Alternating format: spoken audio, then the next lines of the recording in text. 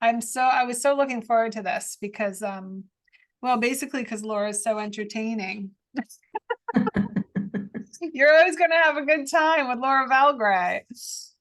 So this is the book, everybody, Tough Titties. We're here to figure out how in the hell you create national bestseller. So Laura just reached bestseller status, national bestseller status last week, which is a huge, I mean, that's like a 1 in a million thing for an author. So congrats, Laura. Thank you. Thank you. You know, when I reached, I thought I reached it. I was told by some sources I reached it because I made the Publishers Weekly bestseller list in the first week.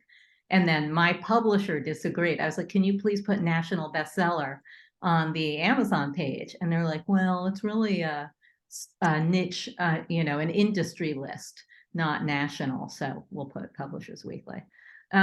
So now apparently USA Today makes it a national bestseller. Yes, that's right. And it's the list, they say, in publishing. I mean, you know, they talk about other lists, but really that's the biggest commercial list in the country. So it's very hard to reach that.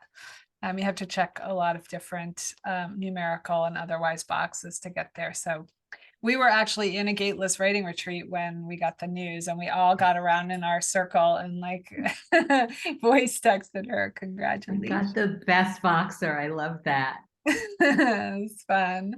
So you guys, one of the things that we do at Gateless Writings, Laura is a Gateless writer, which means she's an alumni of the Gateless Academy, and she's been on retreat and she's worked. We work together. I mean, now she's one of my best friends, but also we work together a lot. But one of the things that we like to do at Gateless is turn around and say to other writers, this is possible for you as well. Like there are absolutely backstage passes when you get into this community of like, what exactly happened? How did she turn out such an incredible book that is unputdownable? And to really share that rather than keeping it in this sort of cloistered behind lock and key. And one of the things that's great about Laura, and that I've noticed just being her friend, but also being in her community as we've sort of shared communities, is that she has had incredible success in her life.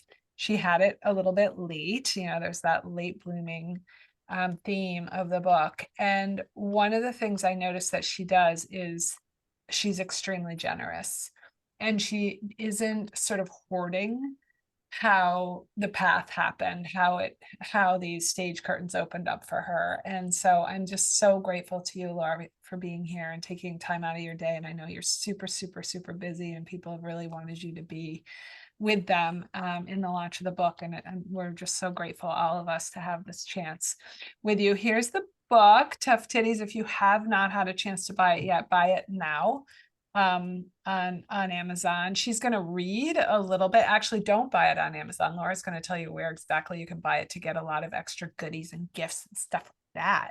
But Laura, I'm going to have you read a little bit of it because your voice is so fantastic. And also I want to ask you a little bit about the introduction and how it came together. Thank you. First of all, I was going to add in something that Nicole beat me to it. She said, Laura doesn't gatekeep. The expression now is no gatekeeping. People will be like, no gatekeeping. This is my favorite sweatshirt on the internet. So yeah, no gatekeeping. And thank you for that wonderful intro. And of course, I'm so honored to be here, and you are the generous one. I couldn't have done any of this without you. So that's my trade secret, is Suzanne and Gateless. You all have it. Okay, introduction. Up and up and up. When I was rounding 40, my husband and I had dinner with our friend and his new girlfriend, a dewy-faced 29-year-old Condé Nast worker who comes straight from her spin class. Twisting her shower-fresh hair into a perfect knot, she sighed, all I do in my career is move up and up and up. It's like every time I walk into the office, I get promoted. Shaking her head no to the server's offer of bread and smearing a fingerful of Vaseline on her plump lips. At that age, a complete beauty routine. She added, I'll probably be publisher in the next couple of years. I remember thinking, as I buttered a second sourdough roll, thank you, I'm 10 years older than this glowing go-getter and have never in my life moved up and up and up. It's so accessible. It's also like makes us feel like, okay, we can enter this material and not feel like an a-hole for not achieving all that actually Laura has achieved. Laura, I want to ask, like, right from the get-go, because I think a lot of people will want to buy the book, where we can get it that's better than Amazon. Yes. And well, go to toughtittiesbook.com and you can buy it from Amazon through there. First of all, my Amazon link works for all countries. It's a Genius link, so it'll bring up your country. So you can buy it through Amazon, but I also have links there to bookshop.org, so you can buy it from indie books and other sellers, Barnes and Noble. Anywhere is fine. I mean, I often default to the Zon because it's just so easy, but I do like to support indie booksellers. But at toughtittiesbook.com, you will also find my bonuses. So I have one for one hardcover copy, you will get Story Goldmine Live, and you just have to fill in the form. Story Goldmine Live it's now a recording, but it was a live workshop based on a very popular freebie of mine, which is called Story Goldmine, and which is 63 prompts, 63 surprising prompts to mine your everyday life for stories that sell. So, and then I have another course. If you buy 3 copies, I've got a course called Unputdownable, and that's also a recording of a training that I did. It's secrets to binge-worthy storytelling from the pages of Tough Titties. So I'm going through the book and using examples of the writing in there, a lot of which Suzanne helped me refine, and showing you what I did and how it keeps the story moving forward and makes it compelling. And then there's one other bonus, which is like Behind the Titties, which we're doing now, but just a different version, an earlier version. Behind the Titties is like behind the scenes of my book journey. So you'll get all of that if you buy 3 copies. And yes, thank you, George. Book alone is worth it, and bonuses are fabulous. Appreciate it. Okay, good. The link is in there. Thank you, Tammy. Yeah, and I think it's really valuable. There's a lot that goes on in terms of like how to create a book, how to sell a book. But if you can get it from somebody who's just done it, because in fact, hindsight can be really tough. It's like, I don't really quite remember anymore how that happened or what the trajectory is, or a lot has happened since then. And so you're Yeah. getting an author who, I mean, she launched in June. So I think it's really so helpful. Thank you so much for offering all that for writers. And also just giving you a chance to give it to friends so that you guys can read it together. Like my sister's reading it again right now, and it's so fun to talk to her about because it's a fun book to share. It's like, it's almost like you're inside the memory with Laura living it. So you feel like you're living it, the other person's living it, and Laura's living it all at the same time. It's a real blast to read with other people. So I love that you're giving all that away. Thank you. And Laura, so tell us a little bit, because one of the questions that writers often have, they kind of think they're going to be able to write a book, and then they get stumped on how to do where to begin. Like, where do I actually start? How did you know to start there? And was it linear? Like, did you say, okay, I have my start story and now I'll go to my next story? Tell us a little bit about that. Yeah, so I didn't know how to start. I just wrote, I, I think around 2017, I was like, okay, I have to write a book. I mean, that was one of the many times I said I have to write a book, but I did sit down and start writing some things, just some stories that I always liked to tell and always felt like this should be in my book if I ever write a book. And then stopped and started 2018, did a little more. And Terry Trespicio, who almost everybody here is probably familiar with, she's a key Gateless person, like a linchpin of the Gateless community. She, good friend of mine, told me, I think you should work with Suzanne. And she's like, I've talked about Suzanne. She's the one who created Gateless. When she had first mentioned your name and Gateless, I was like, what's Gateless? She's like, Gateless writing. And I was like, what is Gateless writing? I need to know about that. And so she sent me a link to one of your retreats. I almost went on one, but I was intimidated by the like shaman pictures. I was like, oh, there are people wearing white touching you when you write, and I don't want that. So so I didn't do it. And then Terry was like, you have to work with, she reminded me, she's like, you gotta get in touch with Suzanne. Suzanne is the only person I would ever recommend to help you write this book, and she'll be great. And I had actually talked to an editor probably in 2018. A friend of mine recommended this person who's like an editor for hire who helps you with your proposal and your book.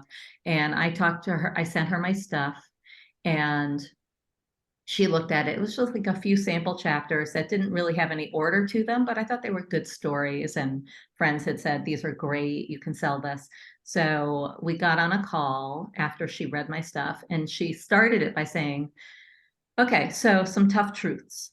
And I was like, oh, that doesn't sound promising. And she's like, it's really, really hard to sell a book of essays or memoir unless you're really famous. And even then it's hard. And she's like, I'm working right now with an ex supermodel who was a heroin junkie, and she's having a tough time selling her book. And she's like, and let me tell you about what helps sell a book. And she's like, I'm looking at at my shelves behind me, and let's see, Shel Strayed, her story is, Wild is so specific that it's really universal. And then Sloane Crosley, well, she's really funny. She has a real voice, so that helps. And she just went through all the things that she thought I was not. And it was so dispiriting. And so that's all to say, a long way of saying, when I came to you and you read my stuff, it was a big pile of mess, but you said, I love this voice. We can absolutely make this a book. This is a book. I even looked at our old, our first emails, and you were like, this voice, a person could read this forever. I definitely want to work on this with you. And so our first steps, this comes to like how did I know how to do it? You just told me to keep going. You were like, right, I think we had a meeting, and you pulled out a whole bunch of themes that you saw in it. And I talked about other stories that I hadn't written yet. And you're like, I think you should write this story. I think you should write that one. You didn't necessarily know if they would be in the book ultimately, but you're like, I want to see those on the page. So you just got me writing, and I was pretty much writing everything I could remember, everything that I liked, every story I like to tell, every story that felt essential to my life. And for a long time, I didn't know what it was. And that tortured me a little bit. And I remember you saying in a Gateless call, in the Gateless Academy, that someone had the same issue. They were like, I'm writing all this stuff, and I don't know if it's ever going to show any kind of theme or a pattern. And you were like, anything in nature, anything that grows eventually develops a pattern. You're like, cut open a pineapple and you will see a pattern. And so there will be a pattern, keep going. And that gave me hope. So I kept going, and had just a lot of material that still wasn't necessarily, it was nowhere near a finished book, but that's when we wrote a proposal. Like, you guided me in creating a proposal. And I think writing the proposal in a way is what shaped the book. It's what brought out, like, okay, I have to decide what this book is about. I had the title, Tough Titties, but I didn't have a subtitle yet. We played around with some. One was Confessions of a Late Bloomer. And I felt like that's part of it, but not completely it. It's also about being the worst and being a hot mess. And being and not doing life the way you're supposed to. So the subtitle, like coming up with the subtitle, which Terry Trespicio helped me come up with. Her brain is amazing. That started to help guide it. Writing the proposal helped shape it. And so that's how it really took off as a book. And then I still had a ton of work to do to shape it, to make it a real book.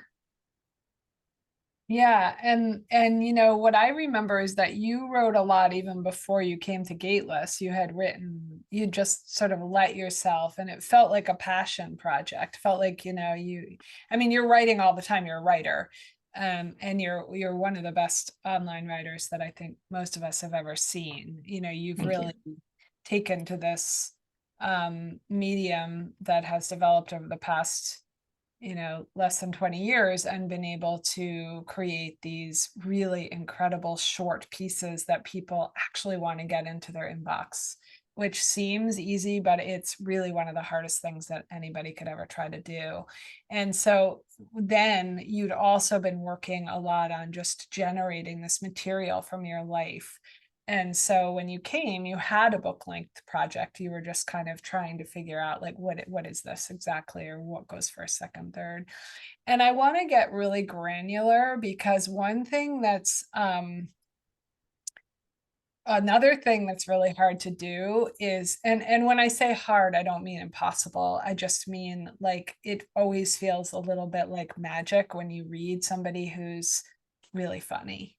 Comedic writing there's just not much of it. And when you find somebody that makes you laugh out loud or miss a subway stop because you want to get to the next, funny thing, it's like there's some way in which we want to take it apart and ask, like, how do you know how to do that? How do you know pacing? How do you know which stories are going to be the funniest? Like, how are you actually reaching out and touching that funny bone of somebody that you don't know at all? I mean, everyone that I've talked to is like, I laughed out loud. I love this book. I want to read it again because it made me happy because I was laughing the whole time. Like, I mean, some of it is the raw vulnerability with which you talk about the self as like the former self. But what else, Laura? Like, do you feel like that's like something that you were born with? Were you taught that? Like, tell us a little bit about comedic writing.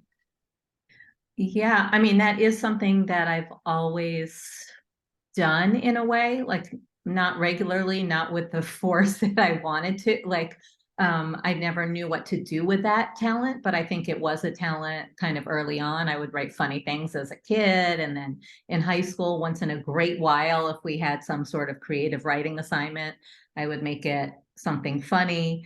But I never found an outlet for that felt like that got me writing regularly. So when the internet came along, like blogging and email writing, that was a great outlet for it. But as for techniques, first of all, I do talk about humor in, just to plug, Unputdownable, the course I mentioned. That's a bonus with 3 copies of Tough Titties. I talk about some humor techniques in there very specifically. But so I would say that the book, most of the material, a lot of it came out funny. Like, that's an aim of mine always.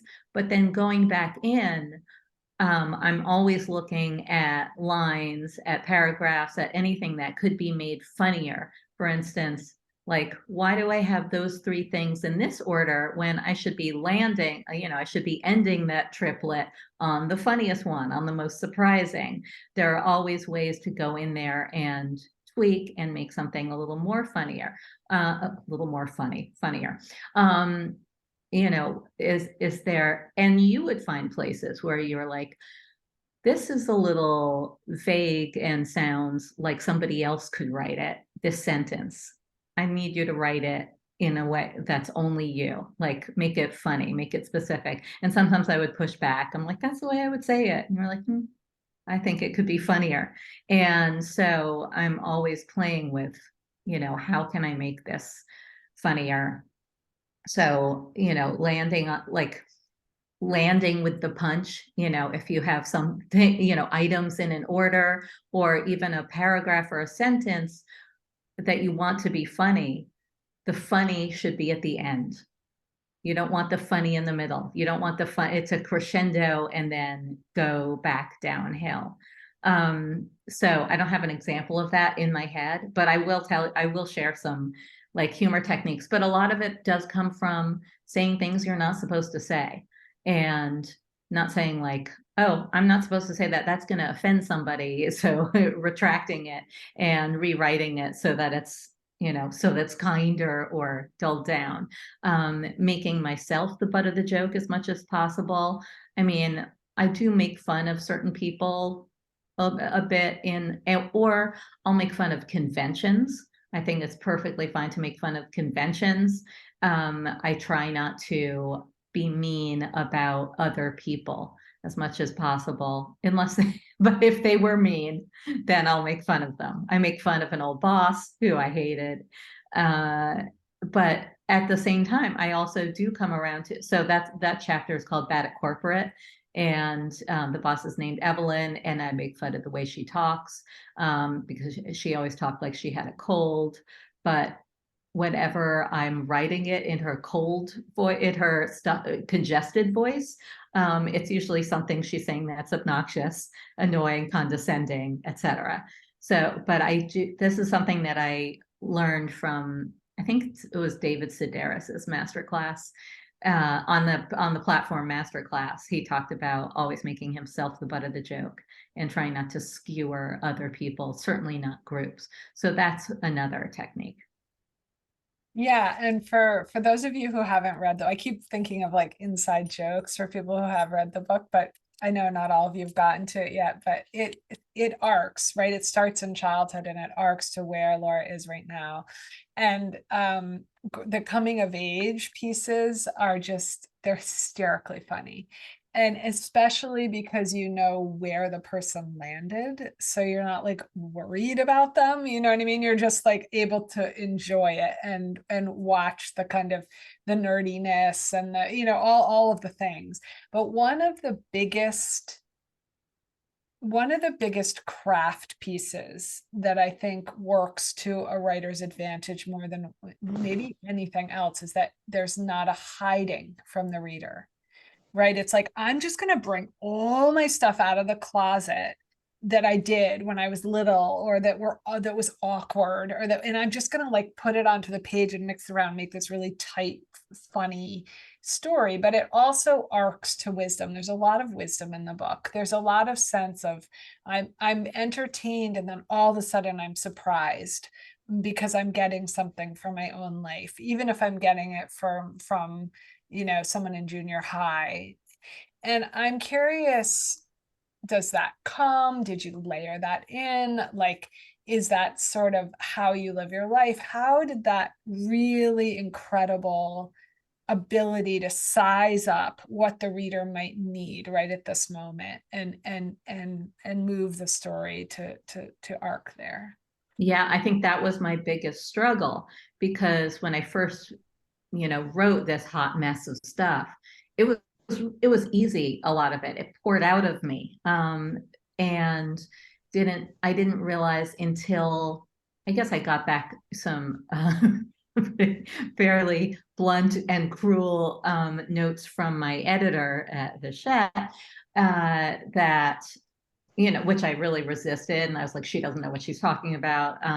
She's a moron. She wasn't. I mean, I was so defensive about it, but I finally realized, I was like, okay, she's not wrong. What she said in those notes was a lot of, where is this going? What is the point of view? What exactly are you trying to say here? Where is the wisdom to this? Okay, this is a funny, this is kind of a fun anecdote, but not really a story. I don't think she put it that way, but that's what she was trying to say.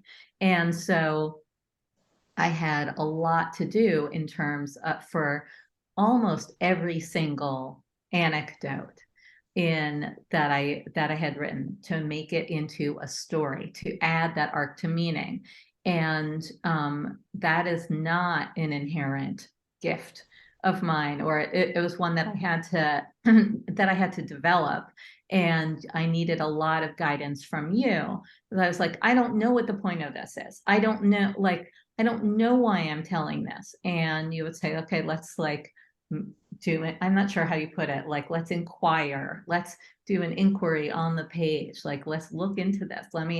Let's ask some questions here. And let's figure out, why are you? Sometimes you would suggest something like, maybe write a paragraph here about, me too. Maybe this chapter, the chapter Starfuckers, maybe it's about me too. Is that what you're trying to talk about? Or maybe it is about, and ultimately it's like, no, it's not really. And you're like, maybe it's about like why we are so invested in, so why are we so obsessed with celebrities, and what are we looking for when we want to be close to them and hang out with them. And I think that's where I found the arc of that. Like, what were we looking for in this middle-aged filmmaker who wanted a foursome with us 25-year-olds? Like, why were we hanging out with him? Why did we go to dinner with him? He was a lech. And like, did he promise anything? Did he promise us a walk-on role in his next film? No. So I'm like, this is, okay, that's the point of the story. What are we looking to get from somebody? Like a feeling of specialness, of being seen, of being the favorite of someone we think is really important. So I had to go in there and inquire and find the wisdom and find an arc to each one. And I remember when you asked me what kind of book I wanted this to be, like whether I wanted it to be a memoir or an essay collection, I asked you, what's the difference? I had no idea. And you're like, well, a memoir, first of all, a memoir has to have an arc from the beginning to the end. And you write the whole thing and then submit it. And then a collection of essays, each one has to have an arc to it, and you sell it on proposal. Send a couple of sample chapters and sell it on proposal. And that's what made the decision for me. It's like, I still don't know what this book is. I don't know what the arc is. So I'm going to have to just give us a couple of sample chapters and sell it on proposal. So I writing it, now I'd sold it that way. Like, each one of them, each chapter had to have an arc to it. And I listen to memoirs all the time, and I like them on Audible. And I do notice that pattern, that like a lot of the chapters don't necessarily have any arc to it. It just ends abruptly. Like, that happened. Over the course of it, there's an arc. I think that mine, I wrote so that it would have both an arc to each of the chapters, and then an arc from the beginning to the end, in an evolution in the narrator. Yeah. Yeah. And I think that's why it's so sustainable, because you're satisfied. It's very satisfying, each piece. And then it's also this overall, oh, this is what I'm getting from it at the end. And I won't go into that because it'll ruin the ending for people, but it is a really, the architecture of this book is fantastic. And I had another question, because when the editor came up with that kind of, even though, what she was saying was necessary for the sort of cosmology of creating this work, it was done in such a way that a little bit shut you down. And so there was that summer of doubt that we went through, that you were like, I don't know, I'm not sure. I mean, now you're like getting held up by Kelly Ripa, and you're, on a billboard in Times Square, and you're getting on the USA Today, and all those things are happening. But in the middle of this process, there was that feeling of like, I don't know if I want to do this. I might actually, can I give my advance money back? Just tell us how you got through that. And oh, it was so hard. Yeah, you and I refer to it as my summer of doubt. It was, the bulk of like 2021. So in the spring of 2021, I got the book deal in 2020. Spring of 2021, my editor had asked me for chapters, but like April, a couple of sample chapters so she could make sure it was going in the direction we talked about. And I was like, yeah, I have sample chapters for you. I didn't realize it, but I was like, here's everything I think is pretty good that I've been working on. And I gave her 85,000 words. The book itself was supposed to be 75,000 words. So she thought it was the manuscript. She kept referring to it as the manuscript. I'm like, no, these are just my sample chapters. It's not, but she reviewed it as though it was the manuscript and gave me very ungateless feedback. I mean, her letter to me was started like, dear Laura, I think, I'm sure you're going to have a wonderful book eventually. And then came the but. And oh, can we mute everybody but me? Yeah, Tammy, can you mute everyone, Oh, love? great. Okay. Okay, that person is muted. We're good. So so after she gave me that, like her comments in the margins in the Word doc were like, where's this going? What's the POV? What are you trying to say here? One of them said, wow, now you're really rambling. And I had a freak out that she wanted a different kind of book. I was already on guard of like, she better not force me to make this a self-help book. Because one of her comments was, where is the wisdom of each of these chapters? What are you trying to teach your audience? Your audience expects wisdom from you. And I was like, this isn't a wisdom book. It's not a self-help book. So part of the freak out was she wants a different kind of book. And then, my agents got in touch with her and they all assured me, no, she doesn't. There's just a lot of work to be done on the book. And, but I still spiraled out. Like that summer in particular, I had the whole summer blocked off for the book. And every day I would look at my calendar and all it would say on it was book. And I would open my laptop, open up the giant Google Doc of chapters and look at it and then just go back to watching Sex and the City, old episodes on my iPad. I couldn't, and I would pace all day. I would cry. I would Voxer you. I would Voxer Terry. One of my concerns was I have so many stories and I don't know how to make them fit the book. I don't know how to make them fit the theme. They don't fit the theme of, I had decided on the subtitle, sold it with subtitle of Living Your Best Life When You're the Effing Worst. And I'm like, they're not all about being the effing worst. Do I have to name them like being the worst at this, being the worst at that? I want to tell the story of like the story called Mugging Money. That's about growing up in New York, but it doesn't really fit the theme. And Terry would tell me, she's like, okay, she had many metaphors and different metaphor every time. But one of them was like, okay, you are going on a trip. You are packing a suitcase for the trip. You are not packing everything you own.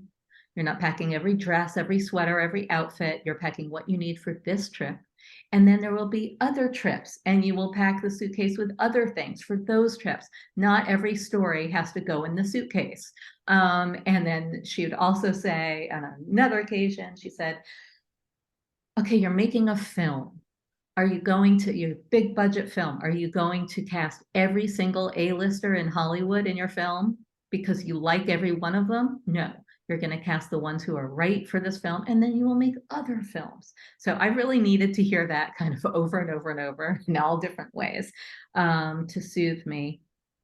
And so how did I get out of it? I mean, first of all, you said, this is you. You've already written about it. You are a late bloomer. You're someone who marinates, who takes their time with things, who needs extra time with things. And that is okay. And I was supposed to go on a trip to Paris for a friend's birthday, and fancy friend, destination birthdays, not even a milestone birthday, like 52. And I was like, maybe we shouldn't go. Like I have to write my book. I have to work on my book. And you're like, no, you need to go on that trip and you need to not think about your book for 1 second on that trip.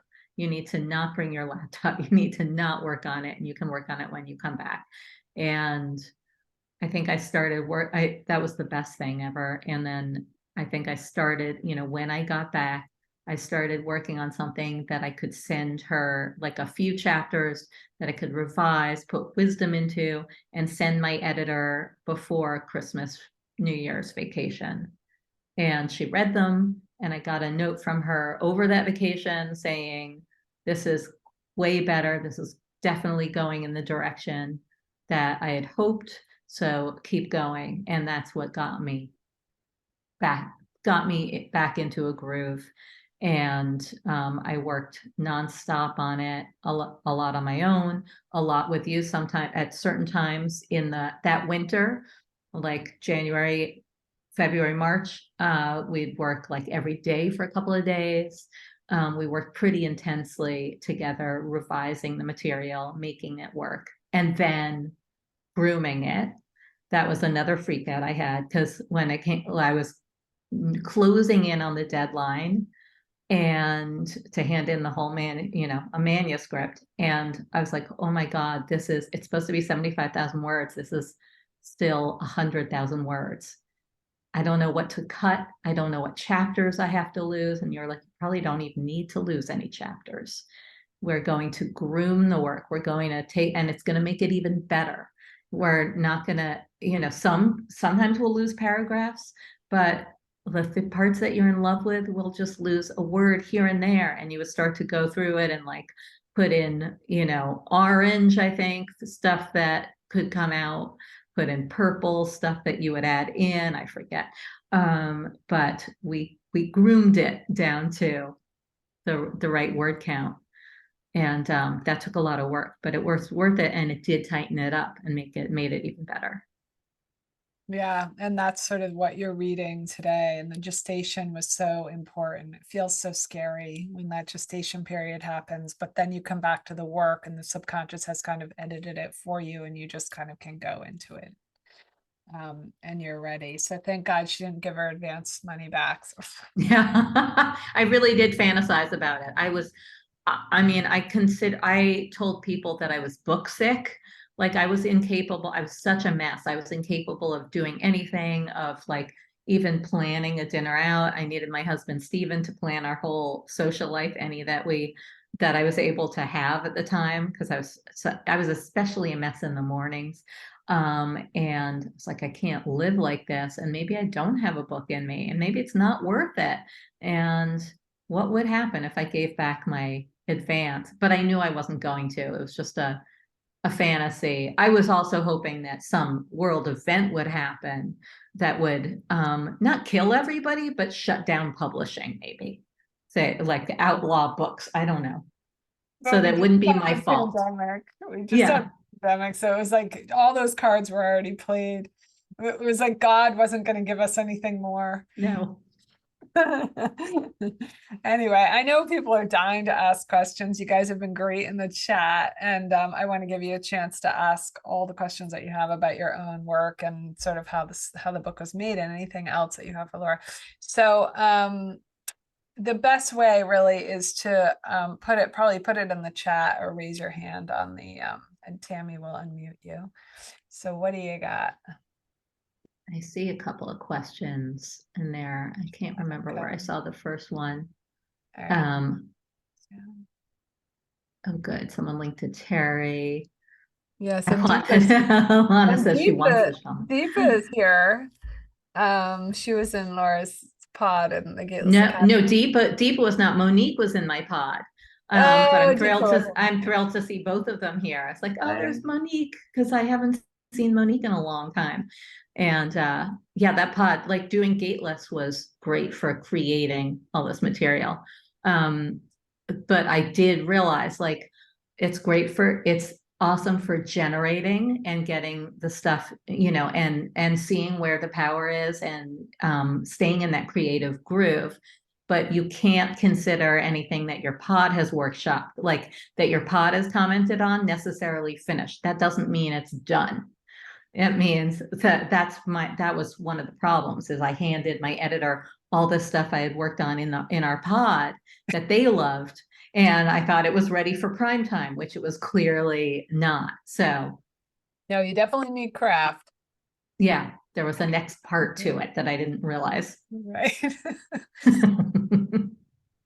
Okay, so let's see. Susmitha has a question, it looks like. Let me see if we can. I see one from Jen first. Maybe Jen Hanover. Interesting how many, and then let's go to that. Interesting how many people recommend don't worry about the title, just write, but it's also clearly super valid to have title before book. Did you find yourself using the title to keep on theme as you were writing? I thought like it was helpful for me to have the title really because I loved the title and people responded to it so strongly that it kept me going. But it didn't the title itself does not tell you what the book is about necessarily. So in a way, like I knew that the book was about being a late bloomer and being that like it was kind of the subtitle more that kept me like sort of on theme. It also tripped me up a little bit because I would say like, oh, that's not enough about being the worst. So I decided to go with it loosely. I think you can do it either way. I think sometimes sometimes you don't know what the title is till you're done with the book. Possibly like the strongest thing you have to say might come out, the most powerful sentence or phrase might come out as you're writing the book, and that might create the title. So I liked having it the whole time because I loved my title and it gave me incentive to keep going, but I don't think you have to. Deepa didn't find her title until much later in the process after the agent and everything. I think it just depends, if it helps to center the work, then it's great to have a title, but yeah, it can very much box you in. Yeah. Let's see, Susmitha, can you let me see if I can't unmute you, but maybe. I can unmute There you myself. are. Okay, good. Yeah. Hi. Hi. Okay. Laura, what's Deb Fishbone's real name? Oh, No, I'm just kidding. I'm just kidding. Okay, so you said you had 100,000 words and then you had to cut down some of the stories and make it short. So what was the process to help you decide what to keep and what not to, because they're all precious, right? So when you're writing them, so could you tell us a bit about that? Yeah, I don't think I could have done it on my own. I had a lot of help from Suzanne going through it, and Suzanne's not especially ruthless either, at least with my writing. I mean, she would look at it and say, I'd love to, I'm looking for things to cut, but I really love, this is really good writing. It should stay in. So, but she did find some, like maybe a chapter or two that identify one or two that were maybe like, maybe it's not so important to have this, it'll go in something else. And, as for like the rest of it, we were talking about grooming, like a lot of it, we just really like word by word went through like, do you need this word? Do you need this word? Here's a word that can go. Suzanne's a genius at this. And I learned a lot from watching her pull things that like could be, or shorten things up. There are a lot of sentences that could be shortened up, really, tightened without losing the meaning or without losing the punch.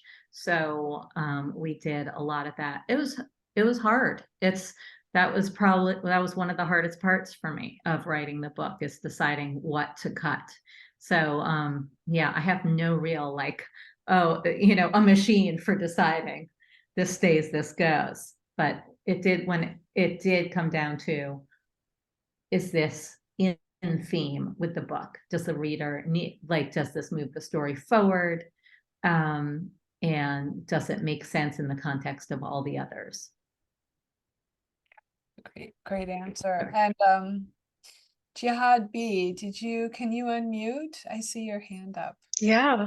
Oh, okay. Hi, how are you? Hi, I'm good. How are you? Thank you so much for hosting this conversation. I think it was very real and vulnerable, and it was really comforting. I've followed Laura for a while, and I'm really grateful to get to know your work, Suzanne, and to see how much you support like women of color and women who maybe have marginalized voices to really step into power and to their voices. So the question that I have is for both of you, and it's really around this idea of like writing a book and on a topic that is essentially going to become associated with you. Like you will become the face of that topic for a while at least, you know, as you promote it and all of that. And for me specifically, I'm a psychologist and I work on a lot of youth work, and that's a subject I'm very comfortable with. But one of the first essays got published this year around the topic of the psychology of hijab and the stories that I grew up with and the experiences I grew up with living in like 5 different countries, and the journey of what it means to wear a headscarf as a woman, and you know, really writing for us, by us, you know, like our own journeys and our own psychology. And I would love to collect all these conversations I'm having that are so nuanced and complexified and in depth into a book that, you know, I'm kind of playing around with the title of Coming Out Hijabi. Um, but I'm really worried about it becoming like associated with me, and that's not what all my work is about. I work on resilience and community mental health, and I don't want to become the face of that topic, especially since there's a lot of controversy that it can spark. So I'm just wondering, you know, like if you have any thoughts about that. Laura, do you want me to? Yeah. No, I'll hand it to you, Suzanne. Here. Okay, so this is a very common question. Like, I want to do this first nonfiction book, but, you know, am I always going to be having to create a platform based on the topic that this book is? And what you want to do is you want to look for colleagues in the field who are writing books, and they write one book about this one thing, and then they move on to the next thing. I mean, if you didn't come to the first call, Deepa Purushothaman is on this call, and she wrote the first, a few, the only, and this is a question that she addresses in that first call a little bit about sort of like, how do we move on from that first book? And I think you find an umbrella, right? You find something that is very much of the essence of that book, that can fit under this universal umbrella, whether it's equity, whether it's unheard voices, whether it's, you know, whatever it is that you think that your life work is going to kind of rotate around, that isn't just that, right? It isn't just this one sort of niche topic that you're doing that book on. And then that book will feed into this universal theme or this life work. Now, say, you know, 5-10 years down the line, you decide like, I actually don't want to do any more equity work. You know, I'm exhausted. I want to go and like live on an organic farm, and I am still a writer and I want to write about that. So then you write about that.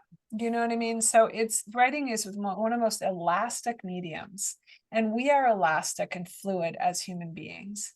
And so Laura's next book is not going to be about tough titties, right? And it's not going to be the same format. It's probably going to be about something completely different that has to do with her life. Maybe not, maybe you want to go into novel writing, but the market can handle it. But if you find that umbrella theme, what it does is it gives you a mission, and the mission is your motor, and that will sort of move you along and give you almost permission to work. But I just have to say, in terms of that idea, it's fantastic. It's also very, very popular right now to do collective voices, particularly women's voices. So I just want to give you a little go ahead for that. So thanks, Laura, for letting me. Thank you. Yeah, you can answer that. And like thank no you. one else. Thank you, Laura, for also bringing Suzanne to out of my orbit. I love the book and I love your work. Oh, thank you so much. Yeah, it's one of the easiest gifts for me to give is introducing people to Suzanne.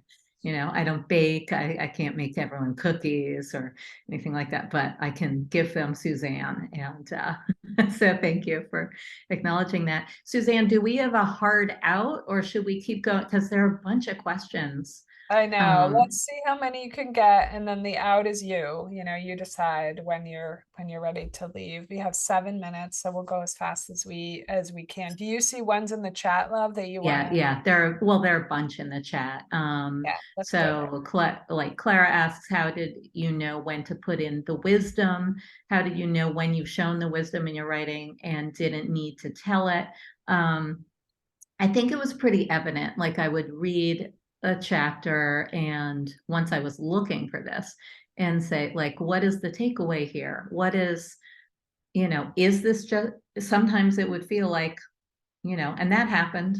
And it was really funny, like something I would tell at a cocktail party, and I'd feel like it's just missing the so what to it. For instance, just the chapter, Boys Don't Like Me. I had a bunch of examples of how boys don't like me, or then finally being successful with a boy, etc.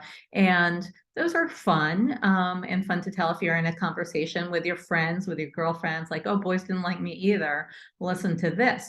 But when it came to the chapter as it is in my book, it's like, this needs more of a point to it. So I talked about like the lesson from all this is, you're worth more than, who considers you attractive and who wants to make out with you at a 7th grade party. And then I said, I didn't say that I learned the lesson. I'm just saying that's the lesson. So it was about looking at it and, feeling out whether a stranger, rather than one of my friends who's interested in my life, like, or if I were a famous person, so, the general public, but whether a stranger would get something out of reading this, or would, and reading other books helped me do it. Other books in that theme, like, funny personal essays, even by famous people. I would, one chapter would be like, felt a little, so what? Like, why are you telling me this? I started to get really critical of other people's writing, and then brought that critical eye back to mine. Let's see, that's not a question, but Howie, thank you for being one of the few men on this call. I hope you're not scared anymore, if you're still here. Hi, Laura, how do you get over the fear of being judged? That's from Kathy. I happen to tend toward TMI. Like, it's my métier. It's my gift. I'm comfortable telling a lot about myself. And I think the one thing I was really worried, I wasn't worried about being judged for all the things I talk about, like not having kids, not driving, being selfish, being a man stealer, like all those things. I wasn't worried about judgment about that. I considered the person I was writing about kind of a character who was no longer me. It was former me, not current me. And I didn't worry. It just didn't occur to me to worry about that. I think what I was worried about, as we might all be now, those of us who come from any place of privilege, I was worried about being judged for that someone would read this book and say, who are you to say, go ahead and screw up and take that windy path? Nice for you to say, you have all this cushion. So I acknowledged it in the beginning and, had to just get over it. Like, some people will still judge it. That's okay. That's also reminding myself, and I talk about this in the first chapter, that someone disliking you or judging you cannot ruin your life unless you're in 6th grade, in which case it can. But, it's okay. That's their problem. So that's kind of how I got through it. Carolyn says, I have resistance to crafting my gateless writing too, and finding the arc to meaning. I seem to have a belief that the way it comes out spontaneously is sacred. Can one of you speak more about that if there's time? I would just say, I'll let Suzanne speak to the sacredness of it, but I think, we've all heard writing is mostly rewriting. And so there's a beauty to how it comes out spontaneously. And sometimes it's like so powerful and you don't want to touch it. But I think it's good to let it sit and then come back to it and be like, you know what, this, I love how this came out, but it could use some tweaking to make it more readable for the reader, to give it to the, it's great for me. So wow, but for the reader's sake, I'm going to play with it. Yeah, I would say it's the difference between the first draft, which is sacred, right? It's the beauty of the raw material, and then crafting the next draft. So you need craft. You need to know your craft. You need to know what it means to arc to meaning. It means to develop a character, to pace your comedic timing, all of that, how to begin, how to create scene. What's the difference between narrative telling and creating that really immediate sense of I'm inside a scene with the writer. So it's the difference between having to take the first draft and then crafting it and adding crafting to it, which Laurie done so beautifully, and you had a lot of indie craft. Thank you. Yeah. It doesn't ruin the work. It doesn't taint it. And yeah, there's sacredness to how it comes out spontaneously, and then a sacredness to how you change it and how you improve it, and make it more readable. And then Malin asks about the selling, says the selling, when did you start selling the book? Because you did it before the book was launched, right? And what did you start with selling wise, that is? I was selling it from the second it was available for pre-order. I mean, while I was writing it, I wrote a lot to my list. My list was gold. You like having an email list is very powerful. I'm sure a lot of you don't have one. I recommend, if you're going to have a book, start an email list, start a newsletter, because those people are going to be your most, that's your most powerful group of buyers. And so while I was writing it, like through the whole process, I was talking about it. I'm writing a proposal. I'm working on a book. I'm writing a proposal. I sold the book. I got a book deal. Like just taking them through the whole journey and getting them geared up to buy this book when it came out was important. And then the day it was available for pre-order, I made a big announcement. I made cover reveal announcements and then pre-order announcements, and just I had many strategies, and I threw everything I could at the success of this book.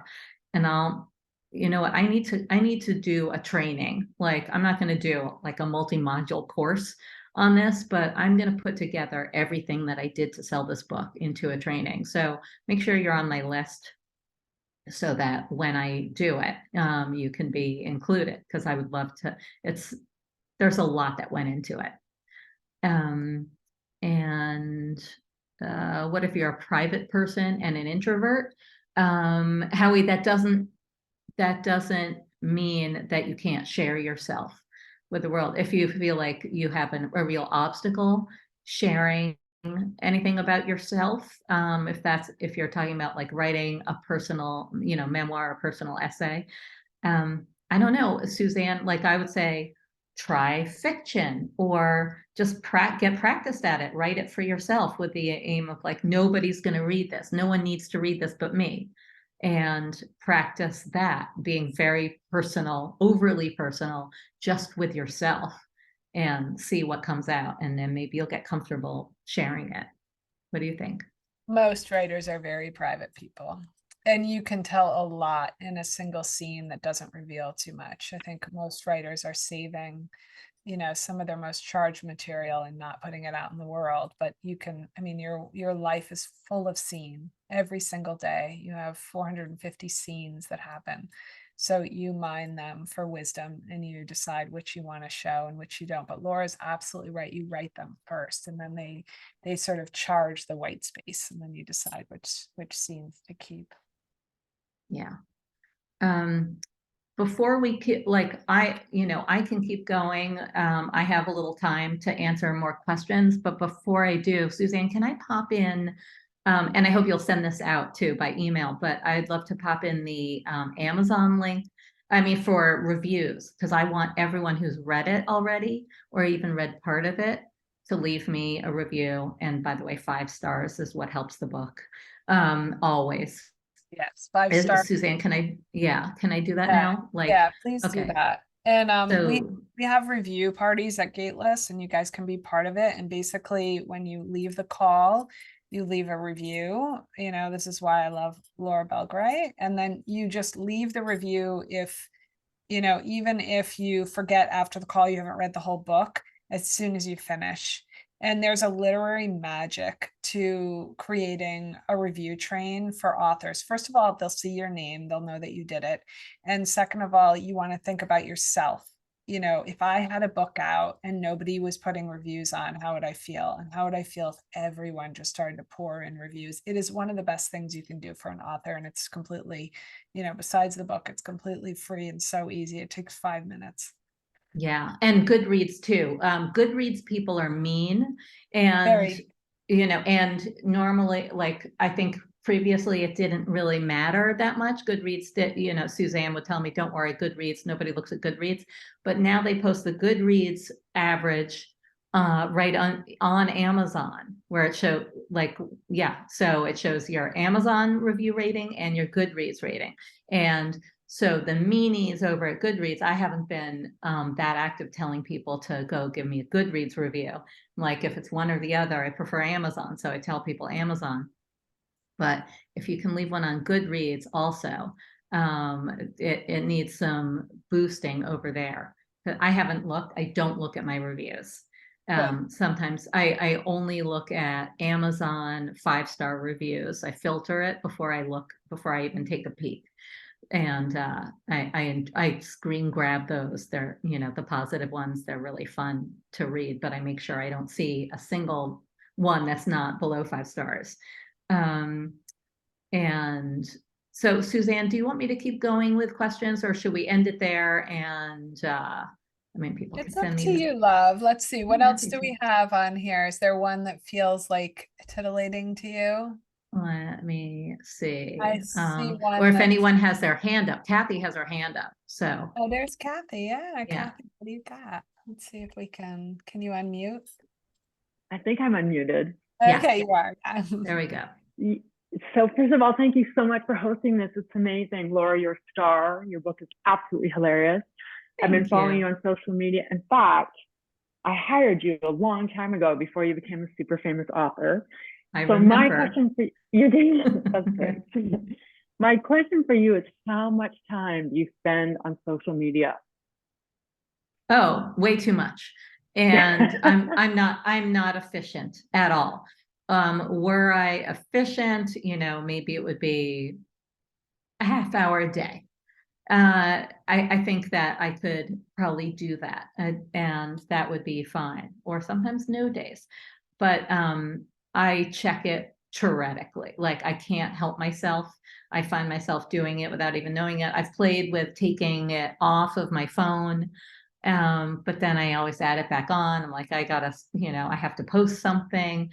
So it's a terrible habit. And so that, yeah, the answer is way too much of my time, but I don't recommend that. And thank you very much. Thank you. You're so welcome. And you're the one, you did lotions and like face creams, right? I sure did. Yes. Yeah, I did. that was your, I'm still using yours. I shouldn't be, because you sent it to me a long time ago, and I just used it today. I'm like, this really smells like old Play-Doh, but I really like it. Like a little tube. So thank you. Thank you. It's great to see you. Let me see. I don't think anyone else has their hand up, right, Suzanne? Let's see. And if anyone has a question that I skipped, that I missed in the, there's one from Ruthie. Did you answer those in the book who are named? How to deal with that?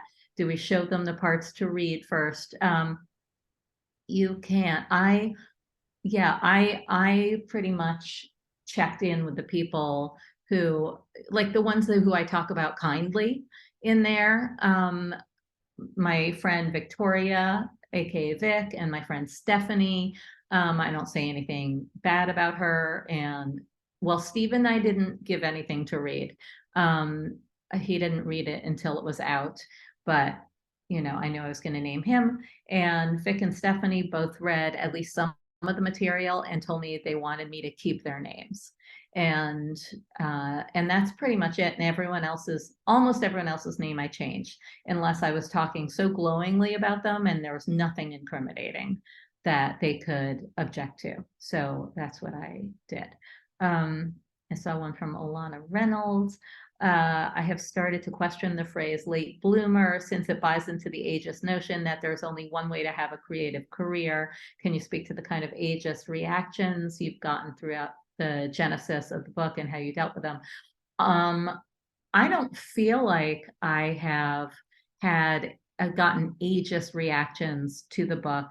I understand questioning the idea of late bloomer, that there is a timeline, that there is a standard we should be going by, but I think it resonates enough with other people who feel behind, who know like, okay, maybe there is no timeline. Maybe we should throw that out, but I still feel like I'm behind. I still feel like I'm proud to be a late bloomer. So I don't mind that still being in play, even though it does imply that there is an early and an on time. And I'm fine with that. The only ageist reaction I got to the book was from one subscriber to my email list who wrote something vicious back to an email I'd written.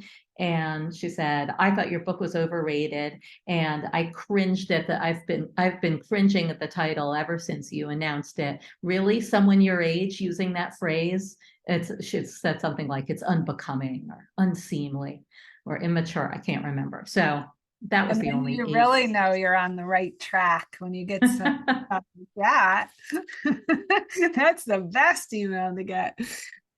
Yeah, exactly. Cecilia asked, says you mentioned you were told that successful writers are famous or well known. Sounds like you managed to get around that by finding Suzanne, who seemed more open. Yeah. It's about finding the right person, somebody who encourages you and says, screw all that. I still came up against that objection when I was querying agents. And then when my agents were sending it out to publishers, I'm sure there was plenty of objections to that. Like, you know, this would be great if she were famous, if she were a household name, but not famous enough for us. I did get one from a big agent at UTA who said, you know, books like this just generally are really hard to sell unless you're a household name.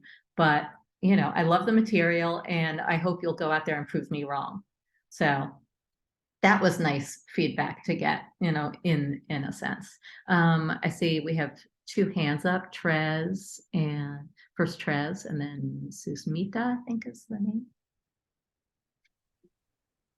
Hi. Whoops. Oh, there we go. Hi. Yes. Hi, Suzanne. Hi. Laura. Hi, others I know on this call. Okay, so I have a question because when you were talking about how you had to change names of some people because, you know, for legal reasons, et cetera, et cetera. So how did the publisher let you substitute the name of a famous person in the foursome chapter for that not being the person? Does that make sense? Yeah. Yes. So I call the person Martin Scorsese or not Martin Scorsese. I just always make clear it's not Martin Scorsese, but it's someone in that league of that caliber. And so wait, you're asking how I got away with that? Was using another famous name? Right. Yeah. Yes. How they let you say it was not Martin Scorsese. Yeah, they said you just have to make it really clear, like extra clear. I think I already had when I submitted it, that it's not Martin Scorsese. And my friend Victoria, who's in the book and is also my lawyer, she is in that chapter. She was like, you have to go a little further, changing some details because it's so obvious to me.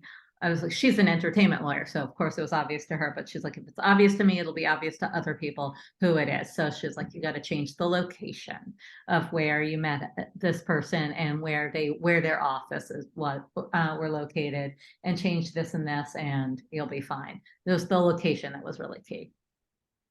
Oh, I mean, that's fascinating to me that you could use a famous name as long as you used it in that way. Yeah, I was very curious about that. Thank you. No, good question and great to see you. And then, yes, our other question, is it, your second question. Yes, Yeah. you. All right. Sorry, I thought since we had time, let me ask again if there's a chance. All right. So, you know, it's kind of related to Trez's question about embellishment. How do you, because it's a memoir, or in that, and a lot of it is very, very real. And I read your newsletters and you like to put real details in there. So how do you, in the book, how do you decide, okay, if I need to change the phrasing because it sounds better, how does that feel? Because you want to say the real thing, but because this sounds better, you change it. How do you kind of, bring that together? How do you manage to do that? Yeah, so not everything has to be absolutely accurate and true. It just has to be emotionally true, right, Suzanne? Like if the emotional truth is there, it doesn't matter if a detail is changed or is different, unless you're writing something historical or, a book about like inside the Trump administration, something like that, where like there are real facts that need to be checked. There was no fact checking that need to be done with this, I guess, because it's considered creative nonfiction, right, Suzanne? Like it's no longer, I think James Fry probably changed the game. The whole debacle of him writing what was marketed as a memoir. It was marketed as nonfiction, and then it turned out some of the details were not true. He didn't really go to the dentist without, like, have his teeth taken out without any Novocaine or whatever, because it was a memoir of an addict, and he wasn't allowed to have any kind of painkillers. And it turned out like that wasn't really true, and so there was a whole scandal about the book. I don't think that's the way it goes anymore. Now it's considered creative nonfiction, and you can do that. Suzanne, you're somehow muted. I don't know why your sound isn't coming through. I don't hear you. Do people hear Suzanne? No. Very weird. And you're not shown as muted either.